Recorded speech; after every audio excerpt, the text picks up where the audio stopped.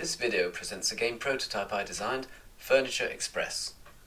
It's a face-to-face game for 2 to 4 players, 1 or 2 on each side, with duration just over 20 minutes per game. It can be played in simultaneous mode for the most excitement, it's the mode I'll be explaining in this video, or on a turn-by-turn basis for a more stress-relieved game with tactics becoming more prominent. Players are a member of staff in a furniture building workshop, with orders coming in from customers through the telephone. This is what the orders look like, and however useless they look, they are what players have to build. The problem is that the workshop is very untidy. One keeps tripping over, players being in each other's way, there aren't enough tools and so forth. Despite the mess, players must run the workshop, each trying to be the best at it. This means to do 2 things, each one allowing to score points. The first goal is to pick up the phone when it rings. This is quite simple. The problem here is really only not to forget about it. The timer is started with the game, and when its time is up, the phone is ringing. The first player to cover the telephone mutex with their hand on an empty timer and shout, "Hello?" adds a new order card to the queue, takes a telephone token reward, and restarts the timer. The phone will therefore ring again later.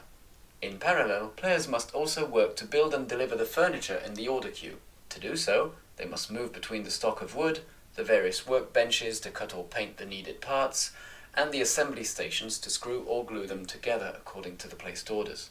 You move around the workshop with your pieces in a cart with limited room, and the various tools allow you to work them down into smaller ones, following this workflow chart. For example, using the circular saw, you turn a whole log into 3 planks. To move, you must cover the move and pick up mutex, which blocks it for the other player, and use your other hand to move your pawn.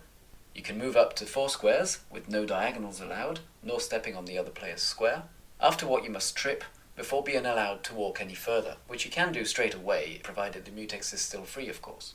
The same mutex is used to take hold of tools in the center of the workshop.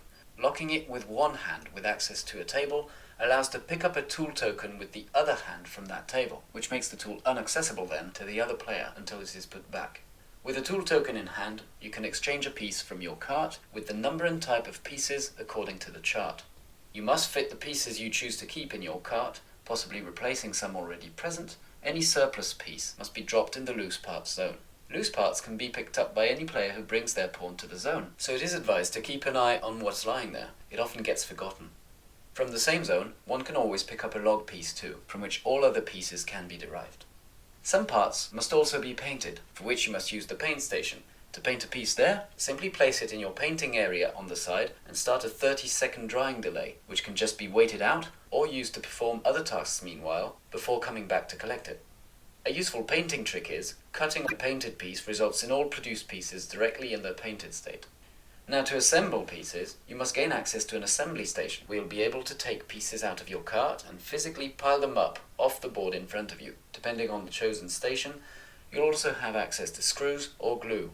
Every order will need either or both of those to hold the furniture parts together.